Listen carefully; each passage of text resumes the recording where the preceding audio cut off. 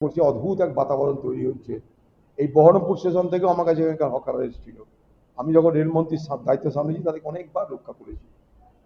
এখন রেল সম্প্রসারণ, উন্নয়ন এগুলোর নাম করে এ বাংলায় রাস্তাঘাটের পরিবর্তন করতে গিয়ে মূল যে আঘাতটা নেমে আসে সেটা হচ্ছে যে গরিব মানুষের উপরে।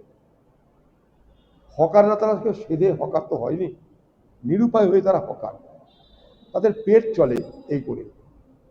সরকার তাদের জন্য পুনর্বাসনের ব্যবস্থা করুক, সামান্য কিছু রুটি রোজগার করার ব্যবস্থা করে দিক। তা না করে রাতারাতি তাদেরকে আমি উচ্ছেদের অভিযানে নামি, তাহলে আখেরে আমরা কার পেটে লাফ মারছি, আমরা কার ক্ষতি করছি? এটাই কি বাংলার পরিবর্তনের নাম?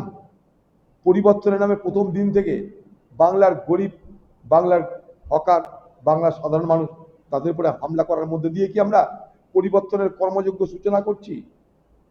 আমি এর বিরোধিতা করি। পুনর্বাসন দেওয়ার মধ্য দিয়ে, আলোচনার মধ্য দিয়ে, বিকল্প ব্যবস্থার মধ্য দিয়ে এই হকার উচ্ছেদ অভিযান হোক।